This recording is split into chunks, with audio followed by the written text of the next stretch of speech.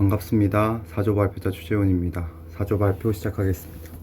저희 4조는 서울대공원 1일 입장객 수 예측을 주제로 주로 다양한 데이터들을 끌어와 서울대공원 1일 입장객 수 예측을 위한 회계 모델을 적합했습니다.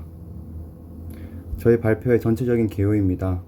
첫째로는 분석 목적을 소개하고 저희가 사용한 데이터들을 간단하게 소개하겠습니다.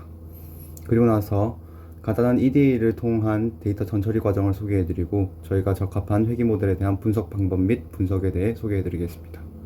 마지막으로 분석을 통해 나온 분석 결과와 최종 모델을 소개하고 오늘 발표 마치겠습니다.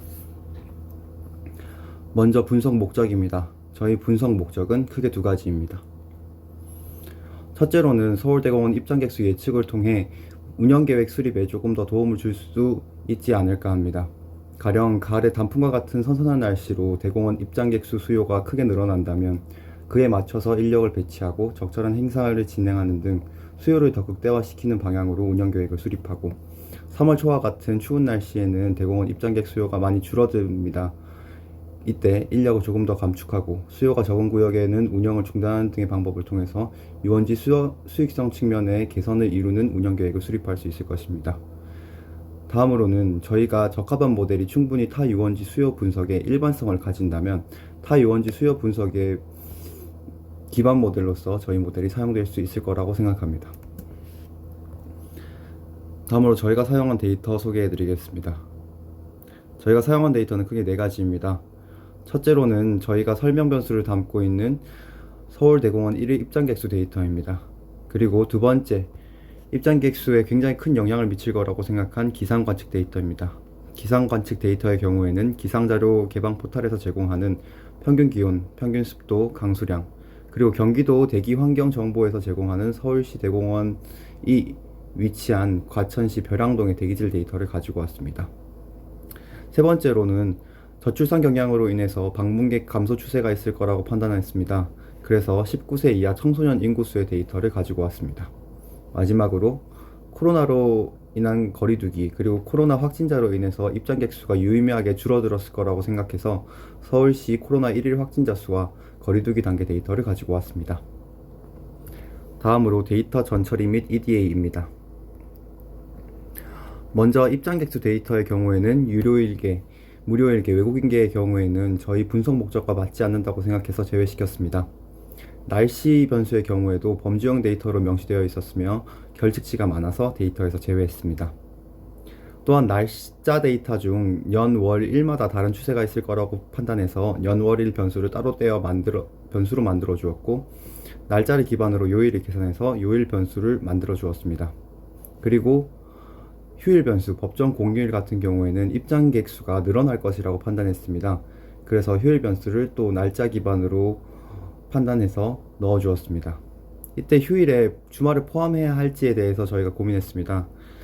그래서 각 요일별 입장객 수 그래프를 그려봤습니다. 월요일부터 목요일에는 입장객 수가 큰 차이가 없지만 금요일에는 타 평일 대비 입장객 수가 소폭 상승함을 확인할 수 있었습니다.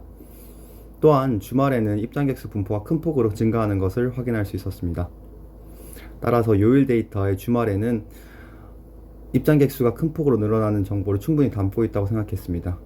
공휴일에 주말을 포함해서 이중으로 같은 정보를 담고 있는 변수를 만들 필요는 없다고 생각해서 공휴일에는 법정 공휴일 정보만 담게 되었습니다.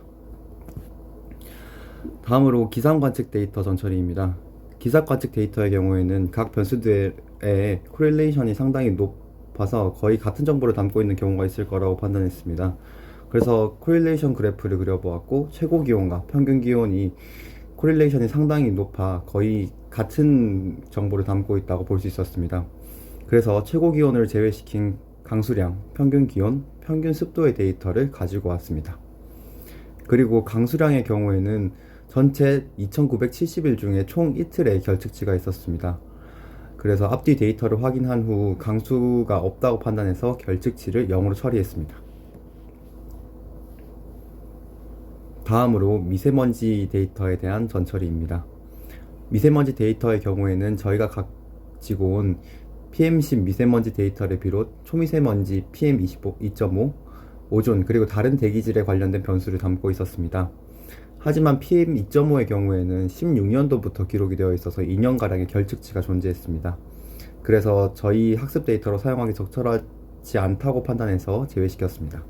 또한 기타 대기질의 경우에는 일반적으로 시민들이 대공원을 방문할 때 고려하는 요소가 아니라고 판단해서 데이터에서 제외했습니다.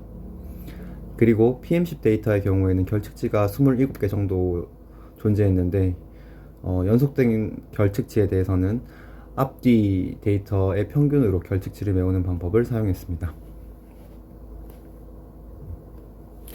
남은 19세 이하 인구수와 코로나 확진자 수에 대한 데이터 전처리입니다. 19세 이하 인구수의 경우에는 10년을 기준으로 연령별 인구수 또한 표기가 되어 있었습니다. 하지만 저희 분석 목적에는 19세 이하 인구수의 총합만을 가지고도 충분하다고 생각해서 연령별 인구수는 제외하고 19세 이하 인구수만 총합으로 가지고 왔습니다. 코로나 확진자 수 데이터의 경우에는 누적 확진자 수의 경우에는 날짜에 따른 증가합수 경향이 있었습니다. 따라서 이를 제외시켰고 추가 확진자 수 데이터만 가지고 왔습니다. 그리고 코로나가 발생하기 이전인 19년까지의 데이터는 결측치로 표기되는 확진자이기 때문에 다 0으로 처리해 주었습니다. 거리두기 단계 데이터의 경우에는 따로 데이터가 존재하지 않아서 저희가 직접 조사를 하고 거리두기 단계를 개편 전, 개편 후, 그리고 거리두기 완화, 거리두기가 만들어지기 초기 단계의 조치까지 넣어서 거리두기 단계의 데이터를 범주형 변수로 만들어 주었습니다. 그렇게 불러온 데이터들을 통합해서 만든 로우 데이터셋입니다. 각 설명 변수 데이터들을 날짜 기준으로 1일 입장객 수 데이터에 병합하였고 인코딩 문제를 막기 위해서 각 변수의 이름을 영어로 변환하고 적절하게 변수열을 재배치했습니다. 다음으로 반응 변수의 회귀 과정 중 정규성을 만족하는지 확인하기 위해서 1일 입장객 수 데이터의 분포를 보았습니다. 굉장히 right skewed 되어 있는 모습을 확인할 수 있었습니다. 그래서 저희는 변수 변환이 필요하다고 판단했습니다. 그래서 가장 대중적으로 사용되는 로그 변환을 진행했습니다. 그럼에도 불구하고 살짝 레프트 스퀘어드 되어 있는 모습을 확인할 수 있었습니다. 그래서 굉장히 크거나 굉장히 작은 아웃라이어들을 제거했습니다. 이 아웃라이어의 경우에는 저희가 그래프 레이블을 통해서 확인할 수 있었고 6만 명 이상의 1일 입장객 수가 있었던 경우는 전체 중 이틀, 100명 이하의 입장객 수가 있었던 경우는 전체 중 12일로 총 14개의 데이터 로우를 제거했습니다. 그리고 그래프를 그려봤을 때 정규성을 만족한다고 추정할 수 있었습니다. 더불어서 QQ 플롯을 그려서 정규성을 얼마나 만족하고 있는지 로고 변환만 했을 때, 그리고 아웃라이어까지 제거했을 때의 QQ 플롯을 비교해 보았습니다. 확실히 오른쪽 꼬리 부분이 정리되면서 QQ 플롯이 거의 정규성을 만족하는 것을 확인할 수 있었습니다. 다음으로 법정 공휴일과 거리두기 데이터에 대한 변환입니다. 공휴일의 경우 공휴일의 유형마다 입장 수요가 유의미하게 다를 것이라고 생각했습니다. 예시를 들자면 어린이날에는 굉장히 많은 입장객 수가 있을 거라고 예상할 수 있었습니다. 그리고 거리두기의 경우에는 개편이 상당히 많이 일어났고 그에 따라서 각 단계에 대해서 입장객 수 분포가 유의미하게 다를 것이라고 판단했습니다. 그래서 가중치 부여 방법을 사용하기로 했습니다. 이때 가중치 부여 방법 또한 굉장히 다양해서 각 변수들의 레벨에 대한 평균, 그리고 그 평균에 따른 순위 두 가지로 가중치를 만들었습니다. 총 4개의 가중치 페어에 대해서 모든 방법론을 적용해보고 마지막에는 크로스 밸리데이션 MSE를 비교해서 최종적으로 사용될 웨이트를 결정했습니다. 즉, 저희가 이후에 소개할 분석에서는 변수 선택도 일어나지만 저희가 변환한 웨이트에 대한 선택도 이루어지는 것으로 볼 수 있습니다. 먼저 공휴일 데이터에 대해서 레이블링 하기 위해 입장객 수 분포를 평균별로 솔팅하고 박스 플롯을 그려보았습니다. 굉장히 특이하게도 평년에 비해서 크리스마스나 신정의 경우에는 평년보다 입장객 수가 떨어지는 모습을 볼 수 있었습니다.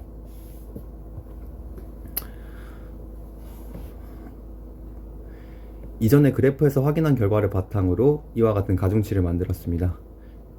랭크의 경우에는 평균에 따른 순위를 나타낸 것이고 민의 경우에는 각 공휴일 범주의 입장객 수 분포 로그 변환된 입장객 수 분포에 대한 평균을 가중치로 사용한 변수입니다. 참고사항으로 공휴일과 인접한 주말, 명절의 경우에는 저희가 연휴로 포함을 하였습니다. 그리고 추석 연휴와 개천절이 겹치는 날이 하루 존재하였는데 이는 추석 연휴로 포기하였습니다. 똑같이 거리두기 단계에 대해서도 각 레벨의 입장객 수 분포에 대해서 박스 플롯을 그려보았습니다. 그리고 이에 대해서 평균으로 솔팅한 순서를 확인했습니다. 거리두기 단계 이전과 거리두기 단계 해제 이후에 굉장히 높은 입장객수 분포를 보이는 것을 확인할 수 있었습니다. 공휴일 데이터의 변환과 마찬가지로 평균에 따른 순위 그리고 평균을 가중치로 뒀습니다. 코로나 이전 평년과 코로나 이후 평년은 다른 레벨로 취급해서 저희 거리두기 단계 가중치를 만들었고, 거리두기 단계 개편 전후를 포함해서 거리두기 해제 전 완화 단계 그리고 시작 전 조치 단계를 모두 다른 레벨로 취급해서 가중치를 부여했다는 것 참고해 주시기 바랍니다. 마지막으로 연 변수에 대해서 수치형 변수로 취급해야 할지 아니면 범주형 변수로 취급해야 될지 확인하기 위해서 연 월별 입장객수 분포를 확인했습니다. 해가 갈수록 입장객수가 감소하는 것을 확연하게 확인할 수 있었습니다. 그리고 5월, 9월간 입장객수가 굉장히 두드러지게 증가하는 두봉낙타형 형태의 박스플랫을 모든 해에 대해서 확인할 수 있었습니다. 이에 따라서 달 변수가 저희가 선택할 최종 모델에서 변수 선택을 할 때 꼭 포함되지 않을까 추정했습니다. 최종적인 데이터셋에는 공휴일과 거리두기 단계에 대한 가중치를 변수로 추가하였고, 설명 변수인 총 1일 입장객 수에 대해서는 로그 변환된 형태의 변수를 추가하였습니다. 전체적인 데이터셋에 대해서 요약하자면 1일 입장객 수 변수를 정규성 가정을 만족하게 로그 변환하여 추가하였고, 총 12개의 설명 변수 그리고 2970개의 데이터를 확인할 수 있었습니다. 설명 변수 중에서는 9개의 수치형 변수, 3개의 범주형 변수가 있었습니다. 연 변수의 경우에는 앞선 슬라이드에서 말씀드린 대로 입장객수 감소 추세를 반영해서 수치형 변수로 취급하였습니다. 분석 방법 및 분석입니다. 저희 전체적인 분석 파이프라인을 소개해 드리겠습니다. 먼저 폴리노미얼 모델을 적합하기 위해서 차수를 결정했습니다. 차수는 크로스 밸리데이션을 통해서 결정하였습니다. 그리고 이 결과에 따라서 저희의 풀 모델을 결정하였고, 이때 교호작용항들에 대해서 고려해 주었습니다. 이렇게 결정된 풀 모델을 리츠라소 리그레션과 스텝와이즈 셀렉션 두 가지 방법을 통해서 변수 선택을 진행하였습니다. 그리고 마지막으로 선택된 최종 모델에 대해서 템포트 크로스 밸리데이션을 통해서 모델 평가를 진행하였고, 크로스 밸리데이션 MSE를 비교하여 최종 모델을 결정하였습니다. 먼저 저희 풀 모델의 차수를 결정한 결과입니다. 크로스 밸리데이션을 통해서 전체 수치형 변수에 대한 차수를 결정하였고, 모든 변수에 대해 한 차수씩 높여가면서 차수를 결정했습니다. 이때 연 변수는 제외했습니다. 이렇게 모든 변수들에 대해 같은 차수를 적용한 까닭은 변수 선택을 통해서 불필요한 차수의 항들이 빠질 것이라고 예상했기 때문입니다. 거리두기 단계와 공휴일의 가중치 페어에 따라서 총 4회 실시하였고, 공휴일의 가중치가 평균으로 사용되고 거리두기 가중치가 순위로 사용되는 경우를 제외하고는 다 4차항까지 고려해 주었습니다. 공휴일의 가중치를 평균으로 사용하고 거리두기 단계의 가중치를 순위로 사용한 경우에는 3차항까지만 고려해 주면 되었습니다. 그렇게 저희가 선정한 저희의 전체 풀 모델입니다. 수치형 변수에 대해서는 4차항까지 고려해 주었고, 방금 말씀드린 대로 공휴일과 거리두기 단계의 가중치를 각 평균, 순위를 사용한 경우에만 3차항까지 고려해 주었습니다. 그리고 모든 1차 교호작용에 대해서 고려하는 풀 모델을 만들었습니다. 저희 풀 모델을 수학적으로 표현하면 이와 같습니다. 교호작용에 대해서 조금만 더 말씀드리자면, 저희가 연, 월, 일에 대한 교호작용, 그리고 연, 일과 다른 변수들에 대한 교호작용항들은 풀 모델에서 제외했습니다. 이유는 각 교호작용의 유효성을 판단하는 것이 회귀 모델 적합에서는 굉장히 중요하긴 하지만, 저희가 학기 프로젝트라는 특성상 시간의 제약이 존재해서 사전 지식을 활용해서 이와 같은 일부 교호작용을 포함하지 않는 모델을 적용했습니다. 저희가 사용한 분석 방법론은 크게 세 가지입니다. 서브셋 셀렉션, 그리고 크로스 밸리데이션, 그리고 리츠라소 리그레션입니다. 첫 번째로 서브셋 셀렉션의 경우에는 변수 선택을 위해 사용하였고, 크로스 밸리데이션의 경우에는 모델 평가를 위해 사용하였습니다. 그리고 리츠라소 리그레션의 경우에는 두 가지 측면을 위해서 사용했습니다. 리츠라소 리그레션 모델을 적합하는 용도로 사용하기도 했고, 그리고 라소 리그레션의 회귀 개수가 0으로 가는 특성을 이용해서 변수 선택을 위해서 리치 라소 리그레션을 사용하기도 했습니다. 먼저 스텝와이즈 셀렉션 과정입니다. 저희가 컴퓨테이셔널한 이슈로 인해서 베스트 서브셋 셀렉션은 실행하지 못했고 포워드 셀렉션 그리고 백워드 일리미네이션 변수 선택 방법을 사용했습니다. 이때 저희는 AIC 값을 기준으로 최종 모델을 선택했습니다. 그리고 크로스 밸리데이션을 통해서 각 모델들의 크로스 밸리데이션 MSE를 구하고 각 모델들을 비교했습니다. 그리고 이를 기준으로 최종 모델을 선택했습니다. 포워드 셀렉션과 백워드 일리미네이션의 실행 결과를 간단하게 요약한 것입니다. AIC와 크로스 밸리데이션 에러 측면에서 보았을 때 둘 다 공휴일과 거리두기 단계의 가중치를, 공휴일은 평균을, 거리두기 단계는 순위의 가중치를 사용하는 것이 가장 최적인 것으로 나타났습니다. 또한 포워드 셀렉션과 백워드 일리미네이션을 적용하는 것들 중에도 포워드 셀렉션을 통해서 선택된 모델의 CVMSE가 가장 낮아서 스텝와이즈 셀렉션의 최종 모델로 선택하게 되었습니다. 저희가 선택한 최종 모델에 대한 간단한 요약입니다. 1, 월, 요일, 그리고 평균 습도, 평균 기온, 강수량, 미세먼지 농도, 그리고 청소년 인구수, 사회적 거리두기와 일부 교호작용항들이 최종 모델에 선택되었습니다.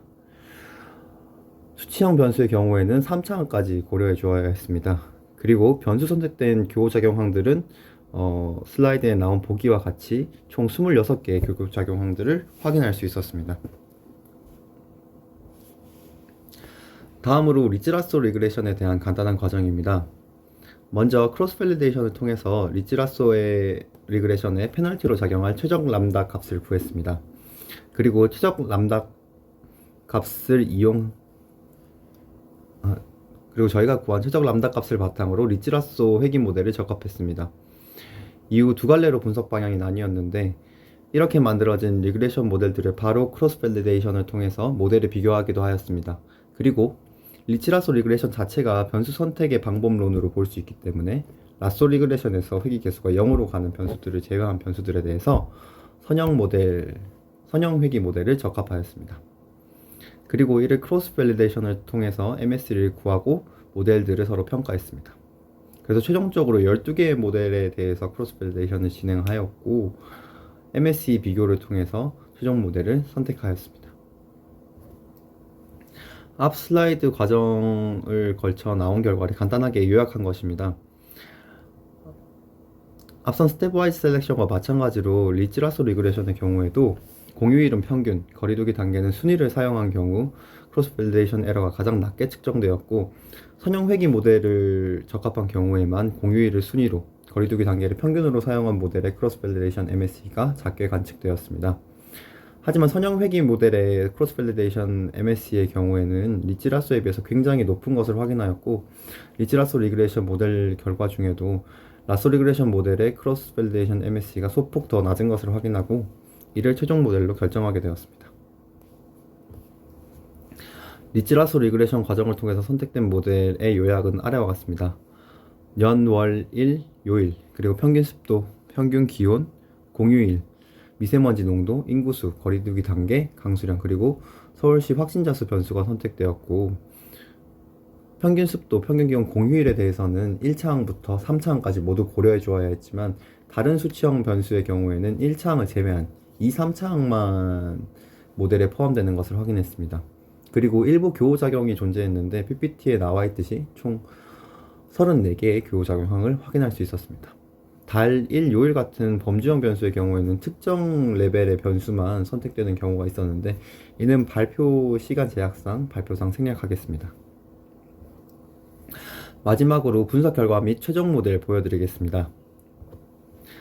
스텝와이즈 셀렉션을 통해 선정된 모델과 리치 라소 리그레션을 통해 선정된 최종 모델의 크로스 밸리데이션 MSE를 비교하였습니다. 포워드 셀렉션을 통해서 선택된 최적 회귀 모델의 크로스 밸리데이션 에러가 조금 더 낮은 것을 확인할 수 있었고 이를 저희 최종 모델로 선정하였습니다. 이는 최종 모델로 선택된 저희 예측 모델에 대한 간단한 요약입니다. 각 변수들 옆에 표기한 숫자는 회귀 개수입니다. 수치형 변수에 대해서는 1차항부터 3차항까지 모두 고려해 주었습니다. 일부 교호작용항과 월 그리고 요일에 대해서는 각 레벨별로 회귀 개수가 존재하기 때문에 일단 발표상 생략하겠습니다. 일부 교호작용의 경우에는 저희가 앞선 슬라이드에 소개해드린 것과 동일합니다. 마지막으로 퓨처워크에 대해서 간단하게 말씀드리고 발표 마치겠습니다. 먼저 최종 모델 선택에 대해서 일단 저희는 의문을 제기했습니다. 대개 리치-라소 리그레션 모델의 예측 정확도가 더 높아서 CVMS가 더 작게 나오는 경우가 많은데, 저희의 최종 모델은 리니어 리그레션 모델이 리치-라소 리그레션 모델보다 CV 에러가 더 작게 나오는 것을 확인할 수 있었습니다. 이게 혹시 컴퓨테이셔널 에러가 작용하지는 않았는지 저희는 확인해 볼 필요가 있다고 생각했습니다. 그리고 마지막으로 사전 지식을 통해서 제외한 교호작용항들에 대해서 저희가 충분한 시간이 주어진다면 이 교호작용항들에 대한 제외 없이 모델 셀렉션을 진행하는 것이 향후 연구에 더 좋지 않을까라고 생각했습니다. 이상으로 발표를 마치겠습니다.